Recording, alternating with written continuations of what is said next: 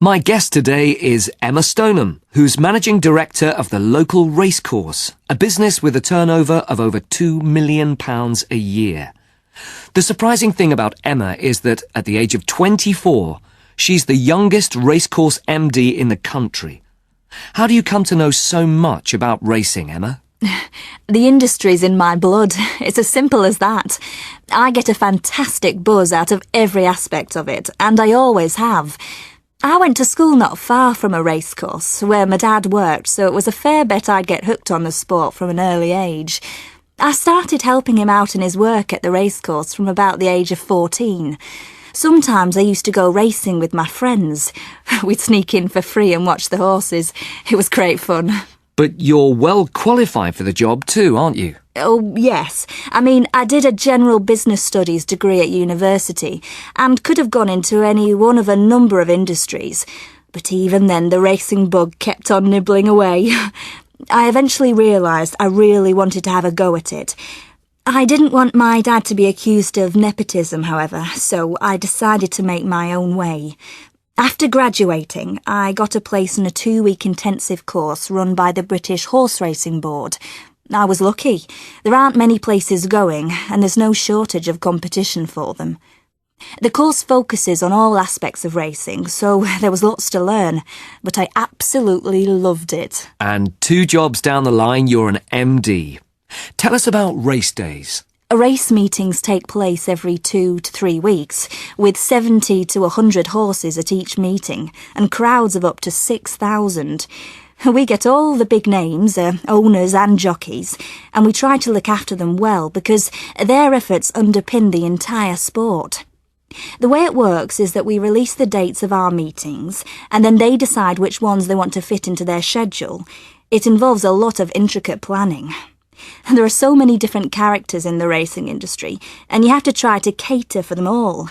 They're great people, and there's a real sense of camaraderie. Everybody knows everybody.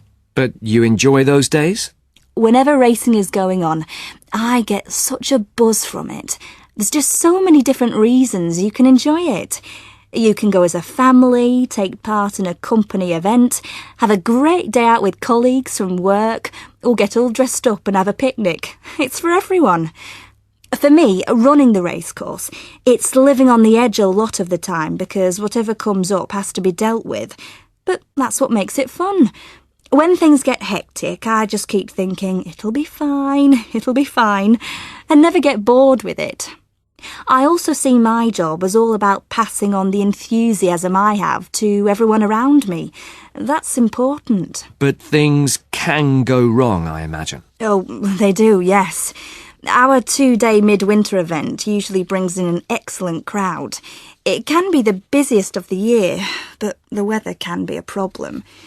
We knew several weeks ahead that the day was likely to be hit by frost, and we'd taken all the precautions we could, including laying sheets on the course, such as on the takeoff and landing points near the hurdles. On the day, however, the ground was still incredibly hard, and the welfare of the horses and jockeys had to take precedence. We had no choice but to call it off. Of course, if we lose a meeting like this, it still means we have to pay staff and other costs too. But any other decision would have been irresponsible. So you made big losses? It was a blow. It means we will have to work harder than ever to make this year's meetings a success. But we'll do it. We simply have to put what has happened behind us, concentrate on the months ahead.